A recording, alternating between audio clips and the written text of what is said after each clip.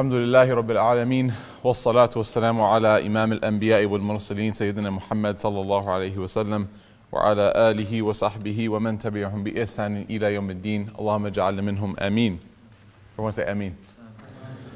So we praise Allah subhanahu wa ta'ala, we thank Him and praise Him for all the blessings that we have, the blessing of life, the blessing of the ability to sit here in warmth when it's cold and raining outside, but then again, when is it not cold and raining in Wales? I went to Swansea last year and I spoke to about 100 sheep. No, I'm just joking. But it was cold and raining back then too. So, we're here in the warmth, and there's people who don't have the choice. Sometimes they have to sleep underneath a bridge, or they have to find shelter wherever they can.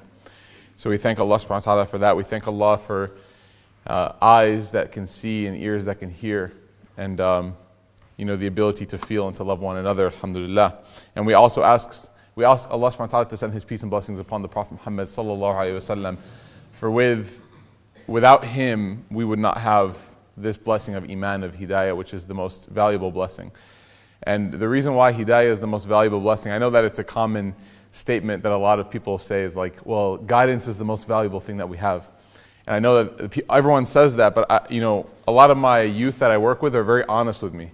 And they're like, Brother Murphy, I really don't think that guidance is that much more important to me than my PS4, right? So, and they're being honest. So I said, well, the reason why hidayah is the most valuable thing that you own is because without it, you wouldn't be able to see life the way that it should be seen, right? It's kind of like how a person might not consider their glasses the most important thing that they own until they lose them. And then they can't see the world properly. So the reason why we don't really take hidayah as seriously as we should is because we're always wearing it. But the minute we lose it, and the minute we're in a state of confusion or flux, that's the minute that we appreciate the guidance Allah subhanahu wa ta'ala has given us, because it clarifies the world for us. This tour is called the Be Like Muhammad tour. I want everyone to say that, Be Like Muhammad. Say it one more time. This is the mission statement of our life. This is the goal that we have. Allah subhanahu wa ta'ala said, لَقَدْ جَاءَكُمْ فِي رَسُولِ اللَّهِ أُسْوَةٌ حَسَنَةٌ. He said that verily, for sure, without a doubt, that a messenger was sent to you, and he was the most perfect example, the most beautiful example. Uswatun hasana. And uswa doesn't just mean example, but it means pattern. Because in order to build an example, in order to build a behavior, you have to do it consistently, with routine. And so the Prophet Muhammad sallallahu alaihi wasallam, this verse tells us very, very simply that if we want to know how to act in any situation, whether it's on campus, whether it's at home, whether it's by ourselves or with another person, a friend, if we look at the example of the Prophet Muhammad sallallahu alaihi wasallam, we could find the guidance and the direction on how to behave in that situation.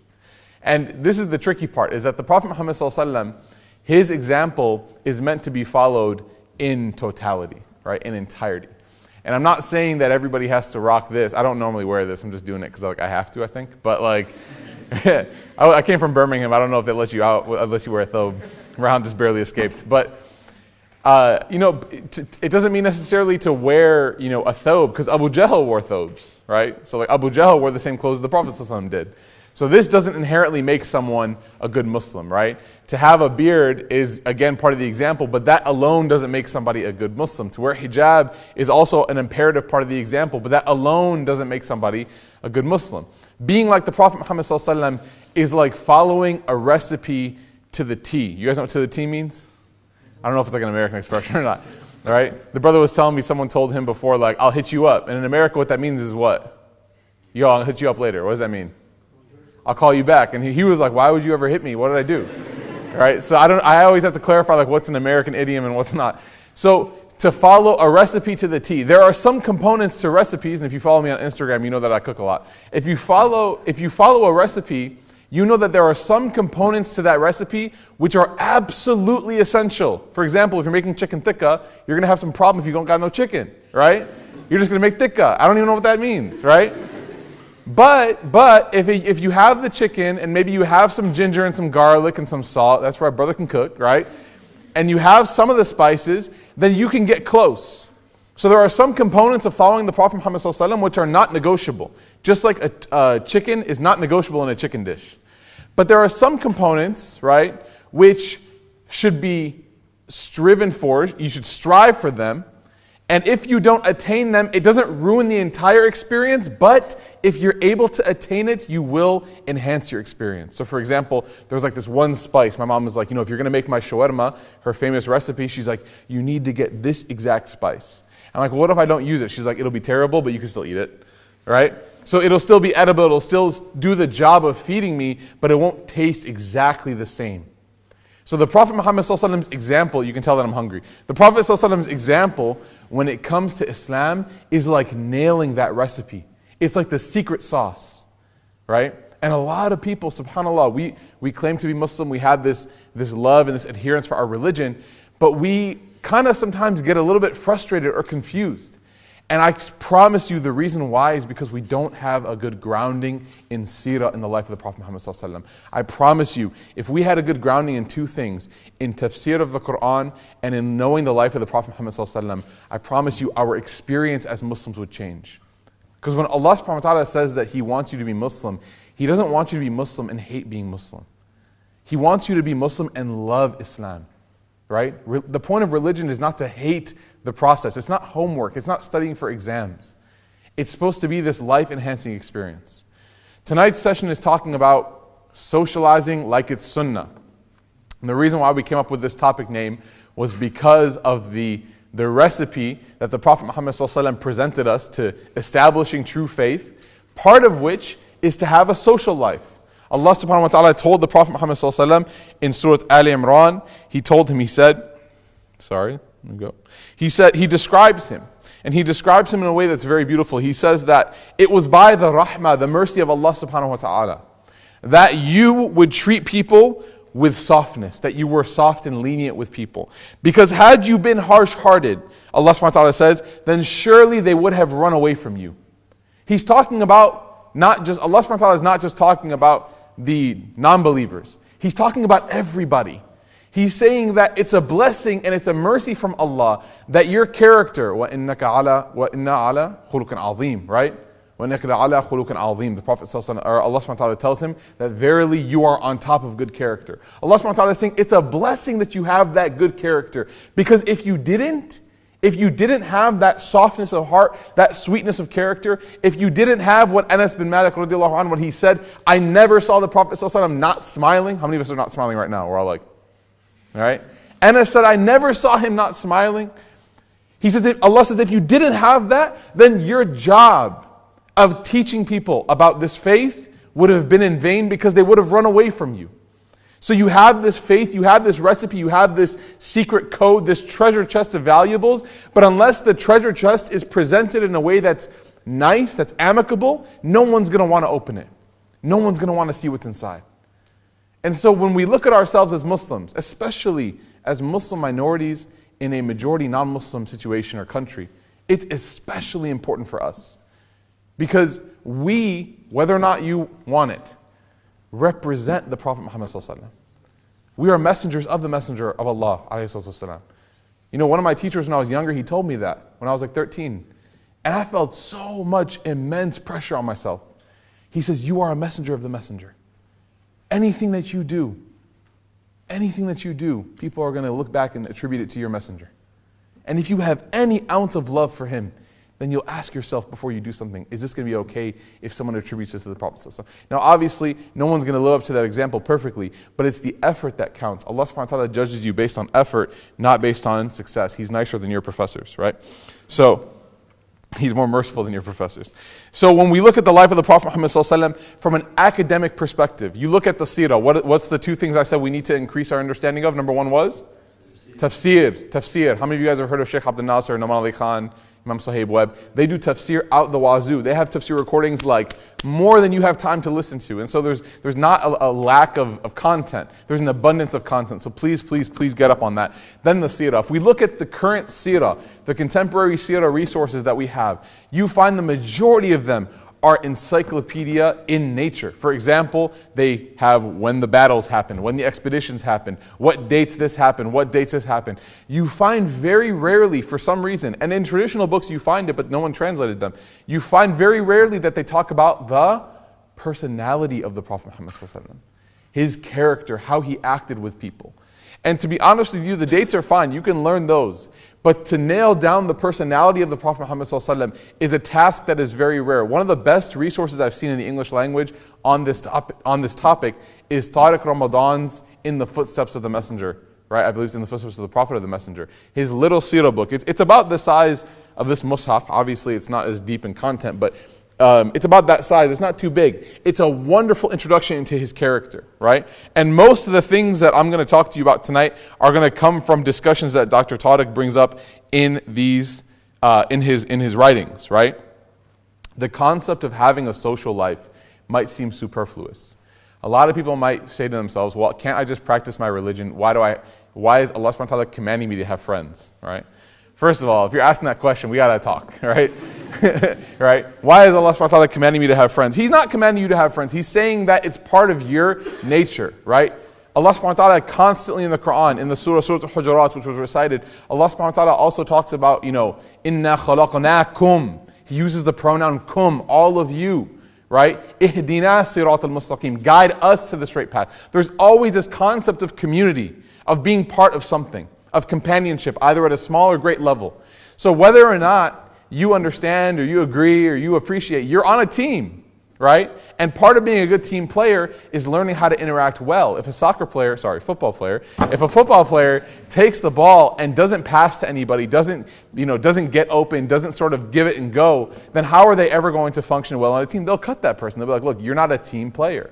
Right? And so part of being a part of this ummah of the Prophet Muhammad ﷺ is that we have to acknowledge, appreciate, and work on our skills on being a team player. Many of us are on many different teams. We have many different aspects of teams. For some of us, we have families. That's our first team that we're on. We have a mom and dad who are coaches, right? We have brothers and sisters, maybe siblings. We have cousins. We have people that we're related to. And oftentimes we neglect the people that we're closest to for the people that we're not as close to. So for example, we'll choose our friends over our parents. It's a very ajib kind of like tradition that we find. But you are part of it whether or not you admit it. Then you have your social, you have your ISOC, you have your brothers and sisters, hopefully segregated a little bit, right? And then you have the events like tonight. Then you have the larger community, maybe the larger Muslim community of Cardiff, of Wales, then the United Kingdom, and then obviously the ummah of the Prophet Muhammad ﷺ. So whether or not you admit it, you acknowledge it, it's the reality. And so what do you call someone who does not acknowledge reality? That person is in denial. None of us want to be in denial. So we ask Allah subhanahu wa ta'ala to open our eyes and hearts and to make us people who want to encourage our relationships with other people. Let's talk about some characteristics of the Prophet Muhammad ﷺ. I have some stories to tell you. We're going to go through these stories, inshallah, and then we'll be finished with the talk. It's not too long, and I apologize for being late. I really appreciate your patience. The Prophet Muhammad ﷺ, the first characteristic, and if you have a notebook, you should write this down. The Prophet ﷺ, the first characteristic that he had is one that's not directly stated, but you can kind of extrapolate from all of the hadith literature that we have, right? And that is the Prophet ﷺ enjoyed being with people, and he ﷺ was open to being with people. He wasn't someone who was cut off. Okay? He wasn't someone who was cut off. And you find, by the way, a lot now in pop culture and current modern sort of like culture that it's cool to be a loner. All right? How many of you all saw Twilight? Don't lie. We all saw Twilight. I was forced, right? No. So, no, Twilight's a great comedy, actually. It's a wonderful comedy. If you really want to laugh, you should just watch it. But if you look at the main character, the main characters, they all are sort of like these insular people who don't like talking to people. And then immediately after Twilight came out, you go on Twitter and I see all the girls from our youth group, they're like, I don't like people. Leave me alone, right? That's not the character of the Prophet Muhammad ﷺ. The Prophet Muhammad ﷺ was the kind of guy that, how do you think we got all the hadith that are narrated to us? A lot of which are from his wife Aisha radiallahu anha, who was the second most after who? Who was the first? Abu Hurairah, very good, Abu Hurairah. Who's the first after Abu Hurairah? But how do you think Abu Hurairah was able to yield these narrations? Because the Prophet ﷺ was someone who was like, hey, Abu Hurairah, come on over, right? Come hang out. Abu Hurairah would be at the masjid. The Prophet ﷺ lived right next door. Anytime that was available to the Prophet ﷺ's time, obviously he had a schedule. Anytime that was open, people could come up to his door, could knock on it, and he would see them. You know, there's a famous narration of the Prophet Muhammad ﷺ where Abu Bakr as-Siddiq radiallahu anh, he knocks on the door.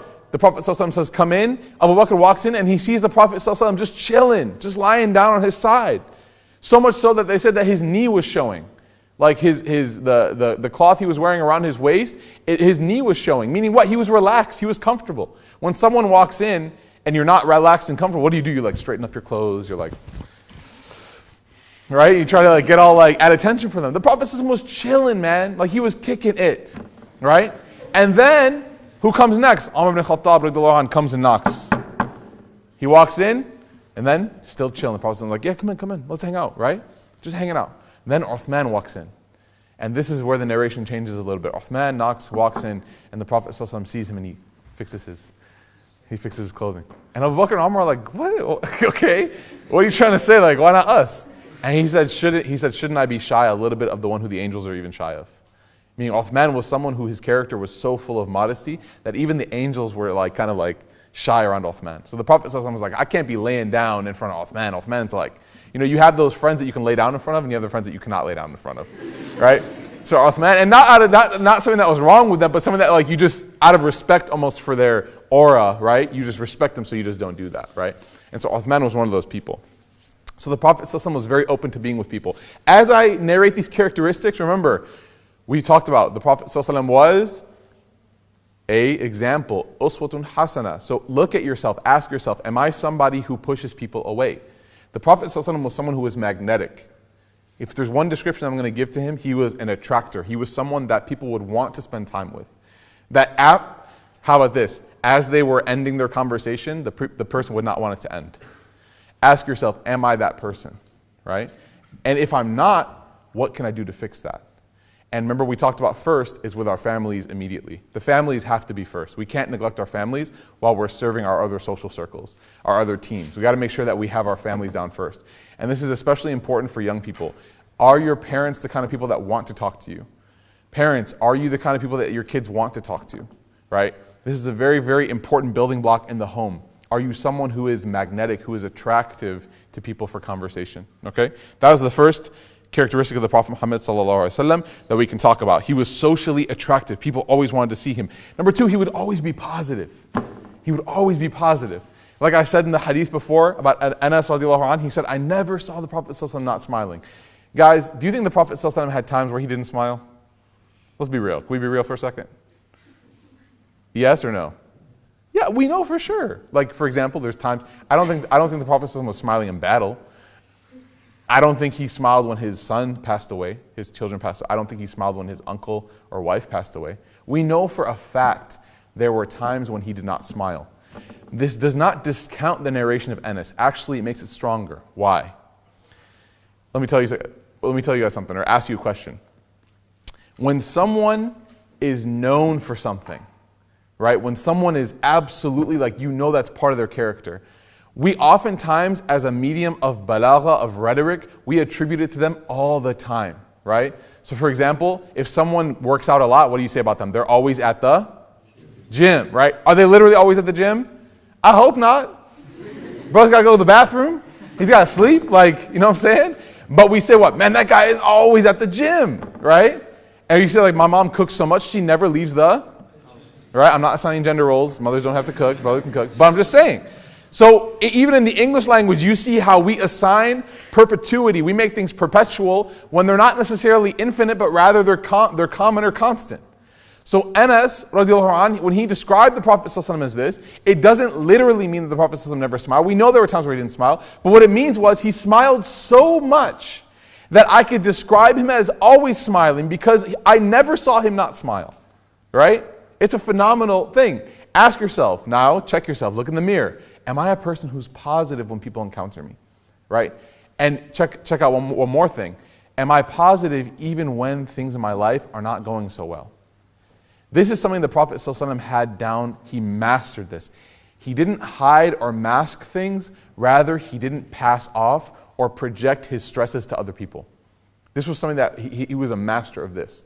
And we have this characteristic, unfortunately, is that when things bother us, then in order to get it off of our chest and sort of express it and sort of spread the wealth, even though it's not wealth, it's more like dirt, But like when we're upset, when things bother us, we give it to other people, right? We become like this ball of negative energy. We just want to spread it out. The Prophet ﷺ, when things were stressing him out, when things were bothering him, he would hold it in. He would tell who was appropriate. But generally, if people came to him, he would be positive. And you see this in all kinds of situations. One time, a young man went to the Prophet Muhammad ﷺ and asked him, Ya Rasulullah, I want you to give me a fatwa for zina. Right? Like, first of all, just imagine that for a second. Like that conversation, #awkward. Like, you're just like, okay. And the companions were around the Prophet ﷺ and they're just like, is this dude trolling? Like, what is going on? And it was serious. He's like, Ya Rasulullah, I'm attracted to this girl. Can I get a fatwa, right? I mean, I don't know what I would say if a young person came up to me. First of all, I don't even know, subhanAllah, look at the comfort level that they had with him, that they were like, Ya Rasulullah, can you give me a fatwa to do this clearly haram act? Like they were so comfortable with him. That goes back to the first point, he never repelled people. They were so comfortable even to the point where they would go ask him for such a thing. Ajib, right? That's why we say, Allahumma salli ala Sayyidina Muhammad. Because like, look at that character. So the Prophet Muhammad ﷺ, so he looks at the young man and he says, let me ask you a question. He never, by the way, in this whole conversation, listen for a no. He never says no. He says, let me ask you a question. He says, do you have any women folk in your family? Any mothers, sisters, daughters, cousins, etc.? He goes, yeah. Obviously, I'm born to a mother. Everybody was. And he goes, I have a sister. I have women folk. And he goes, how would you feel if somebody came to you or me and asked me for permission to do this act with your women in your family, the people that you hold dear to your heart? And the guy said, I would hate it. And he said, so how do you think the family of this girl feels if they were to find out? How would they feel if they knew that you were asking for this? And the young man said, wow, I never thought about it that way. In the narration then he says he walked away. He said, when I was walking to the Prophet Muhammad ﷺ, there was nothing more dear to my heart than zina. Right? Typical teenage, right? And he goes, when I was leaving the Prophet Muhammad ﷺ, there was nothing more hated to my heart than that act. Because the Prophet ﷺ put his hand on the chest of the young man. He said, oh Allah, purify his heart. Oh Allah, purify his heart. Oh Allah, purify his heart. Always got positive energy coming out of him. That situation could have demanded a smack, right? That situation could have demanded like, get out of here, what are you talking about? But the Prophet ﷺ exuded this positive energy. Y'all know about the situation where the Bedouin man came in and peed in the Prophet ﷺ's masjid? So imagine we're just in this room right now and some dude walks in and starts peeing in the corner, right? First of all, what would the reaction be? It would be very similar to what the Sahaba did. The Sahaba were like, excuse me, right? They were like, man. They were like, first of all, that's not, and then we're like about getting ready to tackle the dude, right? And so the Prophet ﷺ says, wait, let him finish. Now, this is an ultimate negative situation. Someone is literally relieving themselves in the masjid. I don't know any silver lining you can find from this situation. The Prophet Muhammad ﷺ says, let him finish. Then when the man's done, he tells the same companions who were mad, go get some things to clean it up. He doesn't even tell the guy to clean it up. Then he goes to the man and he says, this is the masjid, this is a place of worship. We don't do these, Assalamu alaikum. We don't do these things here. Please withhold from doing these things here. There's another story where a similar situation where a man comes to the Prophet Muhammad ﷺ and he says, Ya Rasulullah, he says, I need money. And he asks in front of everybody, I need money. And the Prophet's like, okay, that's fine, we'll take care of it. All the Sahaba are like so upset. You don't talk to the Prophet like that, right? So they're about to like wrestle with the dude and the Prophet ﷺ says, hold up. So he calls the guy inside, he takes him inside. And he says, how much money do you need? And he gives him, a certain amount of money. And the man leaves, the man walks out with the Prophet ﷺ. He says, I need this much money. He gives it to him, he walks out. And then he walks away, he leaves, and the companions say, Ya Rasulullah, why didn't you let us take care of him? He was being really disrespectful to you. And the Prophet ﷺ said he was like a scared animal. And if you guys had jumped on him, you would have scared him away forever from the religion. So I, like a smart person who knows how to deal with scared animals, I took him inside and I handled the situation, right? There were times where people, after being treated roughly, when the Prophet ﷺ treated them positively, they would make dua, oh Allah, be happy with me and Muhammad and nobody else, right? So they would make dua against all the companions in a little subversive way. Because why? Because the companions were rolling up their sleeves about to do some business, right? So it's important to understand, to exude that positive energy that the Prophet ﷺ had. Check yourself, look in the mirror. Am I positive? Am I a positive person? Am I always spewing negativity? I'll be real with you, and we're going to have to edit this out because the people in my community, but there's a couple people that I know that I work with who are always negative. And there's times where you and I are negative too. You can't help it, right? But I'm talking about always negative. They could find, how there's people who could always find the good in a situation? They find the bad in every situation. Like there's a box of Krispy Kreme donuts, and they're like, I want Dunkin' Donuts. And you're like, it's free. He's like, I like paying for my donuts. And you're just like, what? Then it's like, like for example, today there's it's snowing a lot in Knoxville, so all the schools let out early because like the roads are going to get crazy. So they let the kids out early. And it's a snow day, right? Would you guys be pumped for a snow day? No classes, you get to sleep, Netflix all day, what? Right? You get to sleep all day. You get to watch reruns of Sherlock and Downton Abbey all day. So, sorry, that's just me. So they let out. It's everyone celebrating. Everybody, wallahi, like on Twitter, it's like someone won the election. Like everyone's celebrating. These same people who are negative, I kid you not, wallahi, they go, I studied for an exam all night last night. And now we're not even taking it. What are you talking about? Just be positive for once. Like this person could win the lottery and they would be like, I don't want that much. Right? I don't understand, even though it's haram obviously, but I don't understand. It takes a special skill to be negative all the time. And so the Prophet Muhammad sallallahu alaihi wasallam, he had the opposite master where he was just perpetually positive, alayhi salam. The third thing, now this is really important, especially for socializing and being close to people, is that he would always give people honor. The Prophet sallallahu alaihi wasallam said in the hadith, إِذَا جَاءَكُمْ كَرِيمُ قَوْمٍ فَأَكْرِمُوهُ.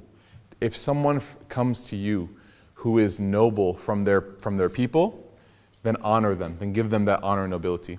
What's beautiful about this hadith, and Shah Waliullah Dahlawi, rahimahullah, he comments on this. He says that every person is noble to some group of people. So for example, a person might not be noble to like the entire country, but they're noble to their wife. And so you shouldn't dishonor somebody in front of their family or in front of their spouse or their husband or their kids or their parents, right? Everybody is honorable to somebody. So this hadith is beautiful because there's tawassa al-ma'ani, right? There's like this wideness in meaning that you unless you think about it deeply, you wouldn't come up with that. Because when I first quoted the hadith, we probably all thought of like dignitaries and government positions and etc. And it applies for that too. But it's also, don't restrict the meaning of the hadith. The hadith is talking about anybody who has any honor. Salman al-Farisi, rahimahullah, radiallahu an, and rahimahullah, Salman al-Farisi, he had the most beautiful story of conversion. And because of time, we can't tell the whole thing today. But Sheikh Abdel Nasser has a really good podcast on it. If you can listen to it on the Qalam recordings, it's very good. But Salman al-Farisi, basically, he's the most mukhlis, he's the most sincere search of the religion that I think I've ever read in the seerah. Where he basically was like really far away, right? He's from Persia. And he searched and went through like 3 different religions to find the Prophet Muhammad sallallahu alaihi wasallam. And he did so on like these little tidbits of information. He never got a message from the Prophet. He never met the Prophet. He never heard from him. He just did so based on people, what they said. And he ended up finding the Prophet Muhammad sallallahu alaihi wasallam, right? So there was one time where the Prophet Muhammad sallallahu alaihi wasallam, where they were starting to build the masjid. And the Prophet sallallahu alaihi wasallam, what he would do was, in order to encourage like camaraderie and like teamwork, he would make teams. And based, at that time you had the Muhajirun and the Ansar. You had the people who came from Mecca and those who lived in Medina. The Prophet ﷺ wasn't trying to make a competition of like hatred. Rather, he was like, look, I know that these people, they know each other, they work well together, and the same for the Ansar. So these are going to be the 2 teams. Okay? What is the place of Salman al-Farisi? Because he got to Medina before the Prophet ﷺ got there, right? But he's not from Mecca. He got to Medina before the Prophet got there, but he's not from Mecca. So which team does he fall on?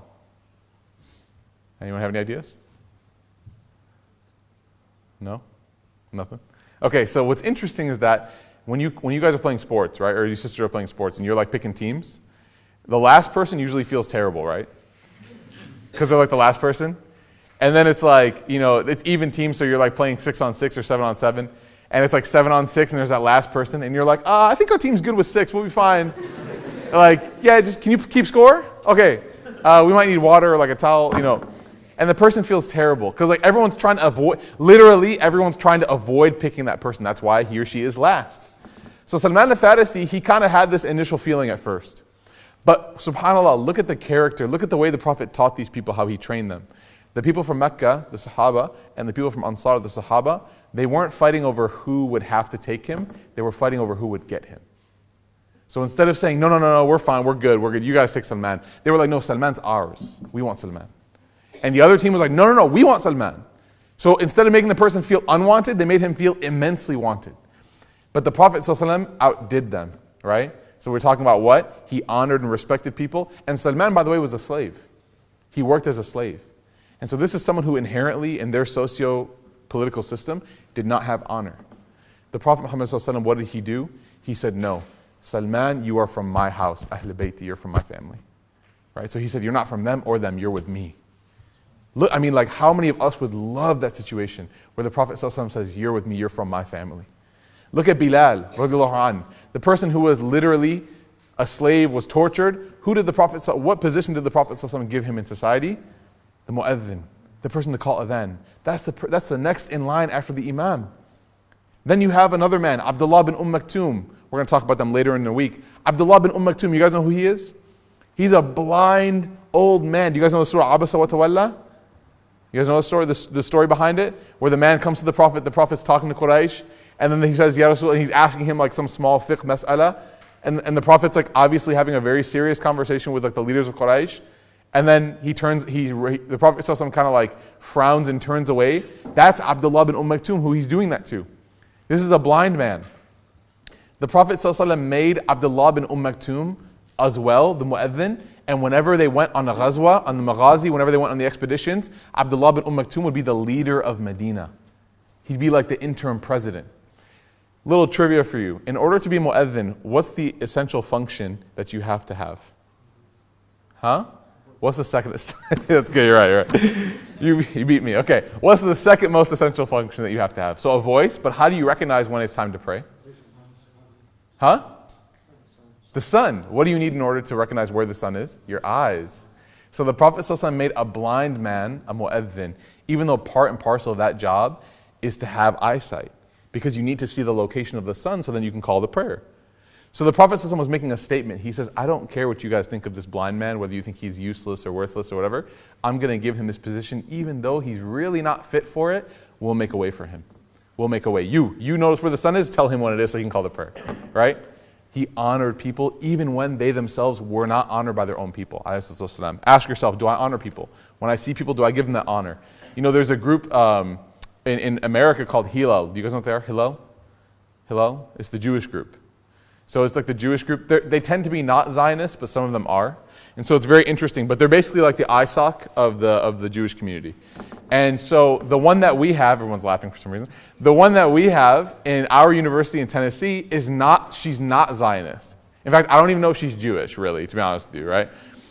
And she is like a really nice person. She's very nice. Like she's very anti-Zionist. She's like, we should not even be there. According to our scriptures, we're not supposed to have a country. So it's kind of weird. You know, she's very anti-Zionist. She's very pro-Palestinian cause. And subhanAllah, you know, she has a big following. She has a big because she's the leader of this massive student organization. And they have a ton of funding and, you know, got that and everything. She comes in once and the people the Muslims sometimes don't understand the difference between a Zionist and a Jew. And so they start, you know, like snickering at her and making comments. And what has that done? That set our relationship with Hillel back like, you know, like months. Because people are like, oh yeah, she's a Jew, oh yeah, this, and drop a penny, haha, like all these jokes, right? And she's like, and she hears it and she's like, and you know what I thought about? I thought, man, what if your brother Murphy went to their organization and they were like, oh, careful, he's got a bomb strapped on him, like, you know, I'm MI6 or whatever, whoever's listening. Point being is that when you dishonor somebody to their people, then you lose honor as well. And so the Prophet ﷺ teaches us this is very, very important. Do you honor people? Number 4, he used to joke around. We're going to speed through the rest of these. He used to joke around a lot, okay? And I know a lot of you, and some of you probably aren't funny, but that's okay, right? We can work on it. We can work on it, all right?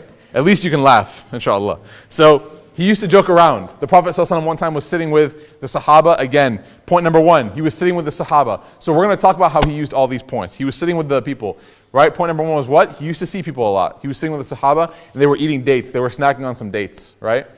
And he was talking to another companion to his right, and Umar radiallahu anhu was sitting on his left. And as they all finished their dates, they had a little pile of date pits in front of them. So what Umar did, radiallahu anhu, was he took his pile of date pits and he put it in front of the Prophet Muhammad sallallahu alaihi wasallam when the Prophet wasn't looking, like he was looking at somebody else. But the Prophet's not dumb, man. He's smart. I mean, he's the Prophet. So he was like, so he sees the date pits, and I think he saw Umar, and he probably figured out what was going on. So Amr, in front of everybody trying to be a jokester, he's like, Ya Rasulullah, you must have been really hungry, man. Like, you had all those dates. Dang, you must have been hungry, right? You should have told me. I could have got you some food. And the Prophet ﷺ says, no, Amr, you must have been even more hungry because you ate your seeds too. Because he sees no seeds in front of him. So he used to joke around. Like, he was very funny. He was very humorous. One time there was his grandchildren, Hassan and Hussein, radiallahu anhuma, and they were riding on his back. This is when the Prophet ﷺ, you either saw him delivering the message, giving people, teaching people, or playing with his family, right? So he was literally on his hands and knees, and he had Al-Hassan and Hussein on his back. They were his grandchildren. And subhanAllah, people would walk by him, and he wouldn't be afraid, he wouldn't be embarrassed. Right? Imagine your imam or your sheikh or like your favorite speaker and seeing them like in the hallway over here with their kids in their back and like crawling around like, "Rah!" like making noises. And you walk by, they're like, oh, get up. Like, assalamu alaikum. Yeah, the class is this way, inshallah, right? He wasn't like that. The Prophet ﷺ didn't get up. He was like, yeah, I'm playing with my grandkids. What do you want? I'm a grandpa. Like, what? That's my job. That's what I'm supposed to do.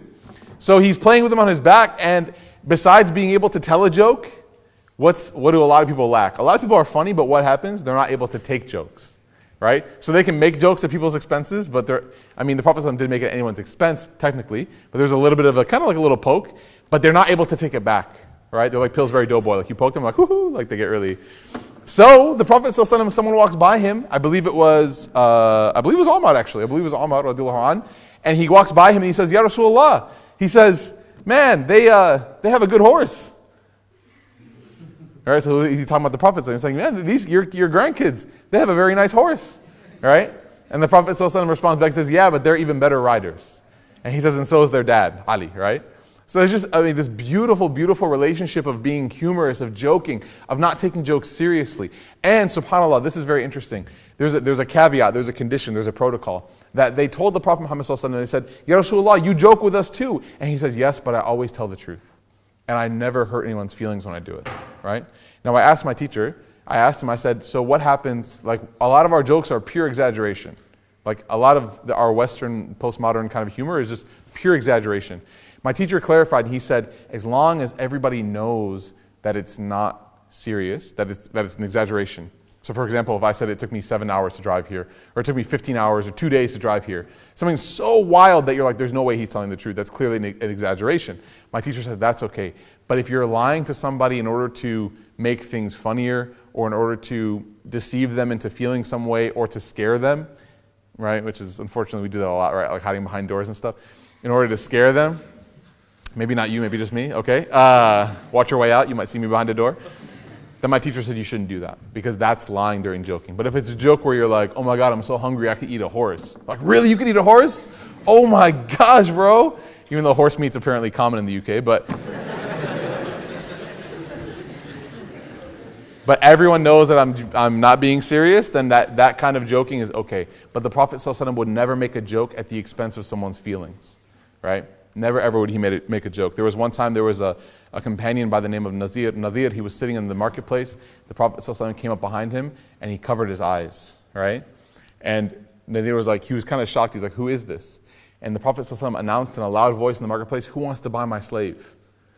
And that's a very serious, by the way, that's a very serious thing. Like to say that in a marketplace is a very serious, who wants to buy my servant, my slave, right? And then he uncovers his eyes and he looks up and sees the Prophet ﷺ, so his fear turns into like just relief, and he knows the Prophet was joking, and he starts smiling. And he says, Ya Rasulullah, I'm so worthless, no one would ever want to buy me. Right? So you could tell maybe he was feeling down, he was feeling kind of sad. The Prophet ﷺ took that negative momentum and turned it into positive. What did he say? He said, in the eyes of Allah, you are worth so much more than what these people see. Right? He gave him this sort of like, this sakina in his heart. He said, don't worry about what people might think of you. Who cares? They're just people. It's just dunya. What Allah thinks of you is so much more important. Right? Allah subhanahu wa ta'ala, the Prophet Muhammad ﷺ was able to joke around. And the last thing I'll say is that he wouldn't get upset over petty matters. He wouldn't get upset over small things. There's a companion by the name of Nu'man who he tasted some honey in the marketplace. And he had this delicious honey. And he said, man, I really want the Prophet ﷺ to try this honey, because the Prophet used to love honey. Right? You guys know the funny story about one time his wives tried to play a joke on him and they said that this honey made your breath smell. And he loved honey, so he was like heartbroken because he loved honey, and they're like, it makes your breath stink, right? Because one of the other wives gave it to him. Anyway, okay, so they were playing a joke on him. Anyway, so he loved honey, and he was known to have loved honey. So Nu'man, he said, Ya Rasulullah, he said, I have some honey for you. But what the Prophet ﷺ didn't know is that Nu'man brought a sampling of the honey, but didn't pay for it. Okay, so he's like, I have some honey for you. So the Prophet ﷺ was like, wow, what a gift, that's so nice. So he eats it and he loves it. And as he finishes it, Nu'man's like, okay, that's going to be this much money. And the Prophet starts laughing and he says, you didn't pay for it? He says, you gave me a gift and I ate it, you didn't pay for it? And Nu'man, he turned to the Prophet ﷺ and he said, I'm so poor, Ya Rasulullah, that I couldn't afford it, but my love for you was so much that I wanted to give you this gift because I knew you'd love it. And it's funny, but look at how sweet that is. I'm broke, okay? I'm as broke as a joke. But I love you so much as a friend that I wanted to give you this gift because I just knew that you would love it. And you loved it. So let's pay for it, right? So it's kind of like that. But okay, now let's backtrack a little bit, okay? If that happened to you and I, we'd be like, man, why would you give me something if I have to pay for it now? I could have gotten it myself, right? I could have ordered it. I could have gone there. But look at how the Prophet ﷺ took the intention, the niyyah, the positive intention, and he didn't get upset over the small thing. What's it going to cost in the end of the day? The equivalent of like £1, £2, £3, £5, whatever, or quid. Can I say quid? That's cool. 10 quid, right? What's it going to cost? In the grand scheme of things, yeah, it might be your coffee budget for that day or your lunch meal budget for that day, but he didn't get upset over petty things. You know, one of the biggest things that happens, brothers and sisters, in our social groups is friendships are tested and sometimes even broken over the smallest things that then snowball to something bigger, and then like it's irreparable at that point, right? So it started off as like, well, he untied my shoes. No one unties my shoes, right? Not even my mom can untie my shoes. It's like, that he untied your shoes, like, yeah, but then he didn't say sorry. No one doesn't say sorry to me. And it's like, what? And then he's like, yeah, and then he didn't hold the door open for me. So it's like this cumulative snowball, when in fact, had we just squashed the issue in the beginning, that petty issue, we wouldn't have had these things, right?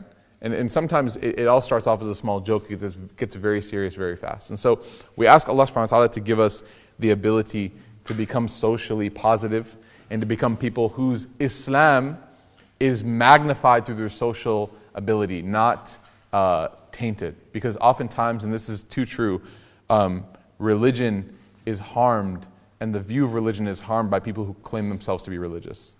And so you find that people are oftentimes turned away from Islam by those who claim to be great Muslims. And part of the reason why is because they haven't worked on their social character enough to be somebody who's magnetic like the Prophet ﷺ and who has a good vibe, good positive vibe, and a good sense of humor. So this is very important. As much as it is for you guys to seek knowledge, as much as it is for you guys to have an Islamic identity, to be proud of your fact that you're being Muslim, don't ever discount the ability to be socially normative with people and to be somebody who is, very kind of like approachable. You guys know Sheikh Yahya Rodis? Anybody? So he's in Cambridge. He's a famous scholar from America. He's a student of Sheikh Hamza Yusuf and some other big scholars. He's in Cambridge right now. I met with him last night. And he studied in Yemen. He wears this thing called the rida, right? And so it's kind of like a lungi. You guys know what a lungi is? Okay, so he wears a lungi. For Arabs, it's called an izad, I think. We call it an izad, like it's like a thing, right? I don't know how else to describe it. It's a piece of cloth that's tied together at the end. So he wears that, right? And he was in my home city of Knoxville, or the town that I live in of Knoxville, Tennessee. And what he did, subhanAllah, was he went into a subway. And this is like in the middle of like Bufu country, America, right? Like America, right? And he goes in, and he's wearing this outfit that's very clearly not American, right? And this is in the middle of people who watch like Fox News as like their main source of like hidayah, right? And so you can imagine that this lady, her perception of him is like, oh my God, this terrorist wants to tune a sub. Like, what am I going to do, right? So he walks in, and subhanAllah, just through his interaction with her, because he was born in Kansas City, very American heritage, his grandparents born in Kentucky, his interaction with her led her to say what to him? She said, well, I may not believe in Islam, but y'all are welcome here, right? And that's a big deal. I'm telling you, that's a big deal in America. For someone to say, you're welcome here, in the middle of a country hick town, like is a huge deal. Why? It wasn't because of his, he didn't drop like mutun on her and like fiqh mas'a'il. He's like, oh, check this out, bam, bam, bam, like tafsir, aqidah this. He just treated her nicely.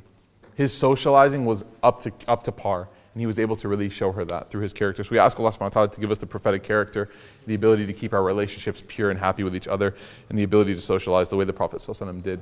Ameen ya Rabbil Alameen. Subhanakallahumma bihamdik nashhadu an la ilaha illa ant nastaghfiruka wa natubu ilayk.